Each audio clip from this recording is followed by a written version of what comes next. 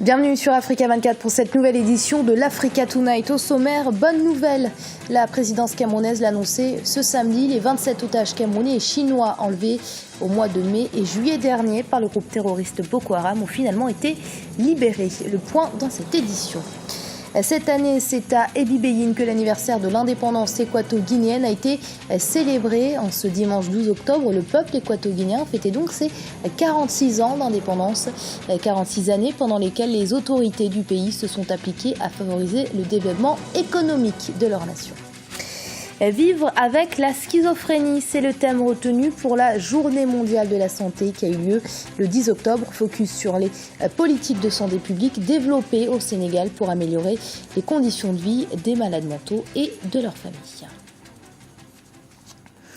Soulagement donc au Cameroun, les 27 otages chinois et camerounais enlevés en mai et juillet dernier dans l'extrême nord du Cameroun et parmi lesquels figurait l'épouse du vice-premier ministre camerounais Amadou Ali ont été libérés dans la nuit de vendredi à samedi. C'est officiel, c'est le président camerounais Paul Biya qui l'a annoncé.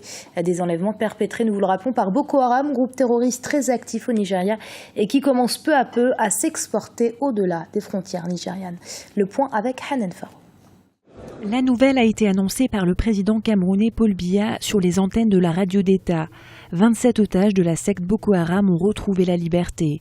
Ce samedi, un avion militaire spécialement affrété pour la cause a décollé de Maroua dans l'extrême nord du pays pour rapatrier les otages à Yaoundé.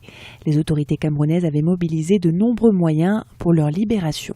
C'est un soulagement, c'est une joie. Nous sommes fiers de ce que le chef de cette nation a fait, qu'il a mobilisé tous les moyens de la nation, de la société civile, des services de renseignement. Il a mis à contribution toutes les potentialités, tout ce dont nous disposons pour que cela se passe comme ça s'est passé. Les otages libérés, des Camerounais et des Chinois, avaient été enlevés en mai et juillet dernier.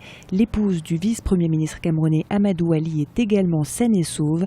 Les autorités camerounaises maintiennent la pression sur les insurgés de Boko Haram. Nous avons redoublé, le chef de l'État a instruit les forces de défense et de sécurité pour toujours faire pièce, pour faire en sorte que ce groupe terroriste brutal s'écarte, s'éloigne le plus loin possible de nos frontières. C'est-à-dire chaque fois qu'il y a donc assaut de ces insurgés sur nos lignes de défense, ils rencontrent toujours une résistance féroce, une détermination des BIR et des forces armées pour mettre à mal leurs tentatives.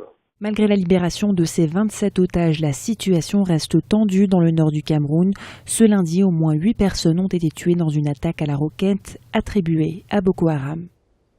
Dans le reste de l'actualité, au moins 21 personnes ont perdu la vie et plus de 60 autres ont été blessées à l'ouest de Tripoli, en Libye, lors de combats entre milices rivales.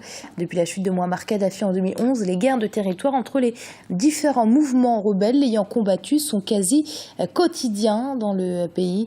Ban Ki-moon, secrétaire général de l'ONU en visite ce samedi à Tripoli, a appelé à un cessez-le-feu, seul moyen de mettre fin à une crise qui dure depuis 3 années maintenant. La Guinée équatoriale célèbre ses 46 ans d'indépendance en ce 12 octobre, l'occasion de revenir sur l'histoire de ce pays et qui est passé en moins d'un demi-siècle de pays colonisé à 3e producteur africain de pétrole. Une prouesse permise par les efforts multipliés par les gouvernements successifs. Reportage de notre correspondant Serge Kofi.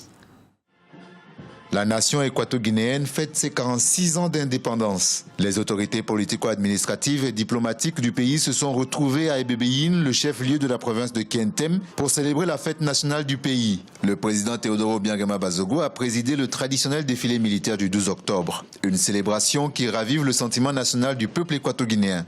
On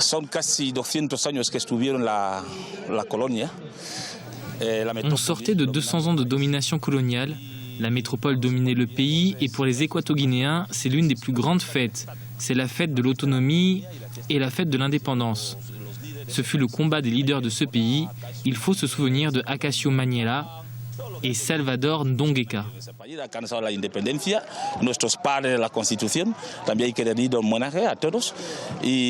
Quand 6 ans dans la vie d'un homme, c'est beaucoup, mais dans la vie d'une nation, c'est peu. Il y a beaucoup à dire sur le parcours du pays et ici, quelques citoyens ont tenu à exprimer leurs souhaits pour l'avenir du pays.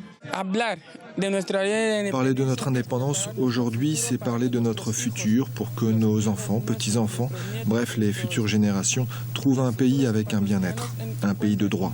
C'est à ça que nous devons travailler, nous tous, les enfants de la Guinée équatoriale.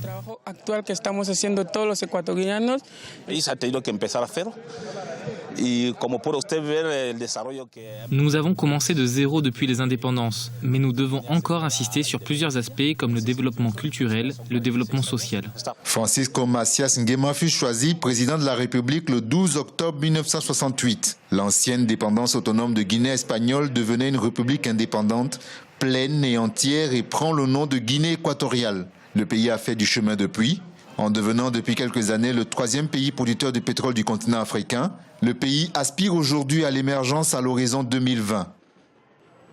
En Centrafrique, alors que les forces vives du pays se mobilisent toujours pour mettre un terme aux violences qui secouent le pays, les leaders du mouvement anti-Balaka ont, au terme d'une rencontre avec la présidente de la République centrafricaine, Catherine Samba-Panza, assuré, et je cite, être revenu dans de meilleurs sentiments et ne plus prendre en otage le pays. Une déclaration pleine d'espoir pour le peuple centrafricain. Journée mondiale de la santé mentale, ce vendredi 10 octobre. Le thème retenu cette année, vivre avec la schizophrénie. Dans le monde, 21 millions de personnes souffrent de cette maladie. Au Sénégal, ils sont environ 2000. La personne atteinte de schizophrénie perçoit la réalité différemment des gens qui l'entourent et peut, dans certains cas, souffrir d'hallucinations et présenter des accès de délire, des symptômes qui rendent difficile la vie en société. C'est pourquoi le ministère sénégalais de la Santé améliore actuellement la prise en charge de ces malades mentaux. Reportage de notre correspondant El Hadj Ndiaye. Le Sénégal, à l'instar de nombreux pays, a célébré ce vendredi 10 octobre la Journée mondiale de la santé mentale. Cette année, le thème choisi par l'Organisation mondiale de la santé est vivre avec la schizophrénie. La schizophrénie, qui est une forme de maladie mentale, commence généralement à la fin de l'adolescence ou au début de l'âge adulte et touche plus de 21 millions de personnes dans le monde.